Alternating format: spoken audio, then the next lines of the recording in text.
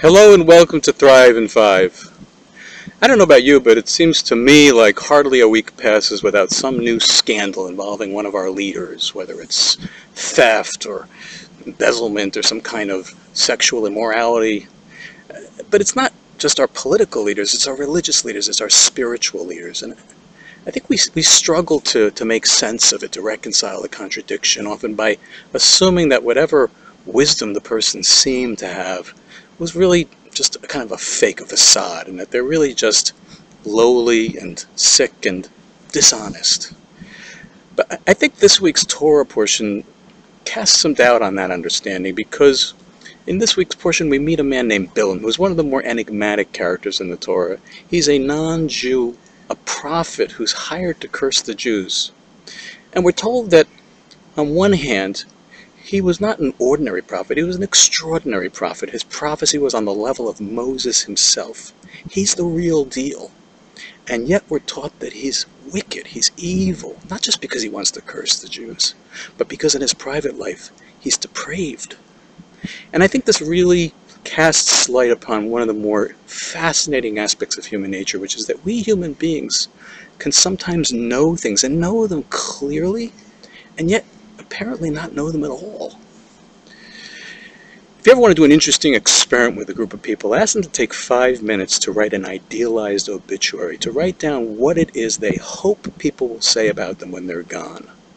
It's a great way to get people in touch with what they really want, and if you do it, I can pretty much guarantee you'll get some version of the following answer. He led a meaningful life, she made a big difference in the world.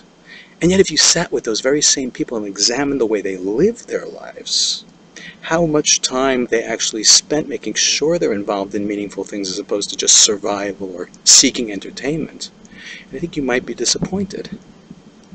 What about death? You know, how many of us are doubting whether we're going to die? I mean, is there anything more certain than death? And yet, how many of us live as though we've got an endless amount of time? How many of us would certainly admit that our families, our spouses, our children are the most important things in our life, and yet would admit that we don't spend anywhere near as much time as we should with them, and when we do, we don't enjoy it?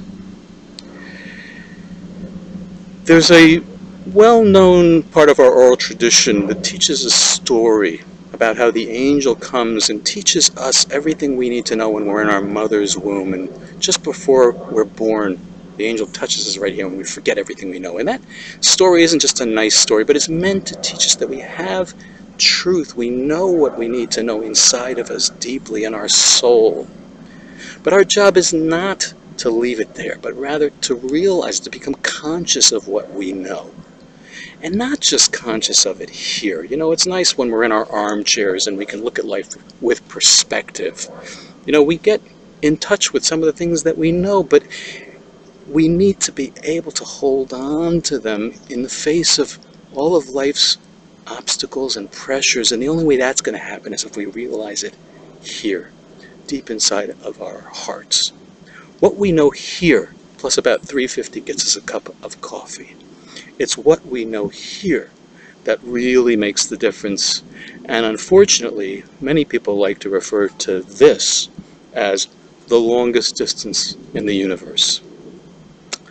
Last week, I talked about the idea that we need to take a longer-term approach to life, to learning. We need to be willing to contemplate and to allow insight to happen, because it's the way that we'll be impacted by the things that we learn. This week, though, I think our Torah portion raises the bar to a whole new level. The stakes are actually a lot higher than that. It's not just about learning things in a permanent way, but if we fail to integrate on a deep level the things that we really know about ourselves deep down, we run the distinct risk of living lives that are actually in diametric opposition to some of our most cherished values and goals. Thanks so much for joining us. Have a wonderful day, and we'll see you next week.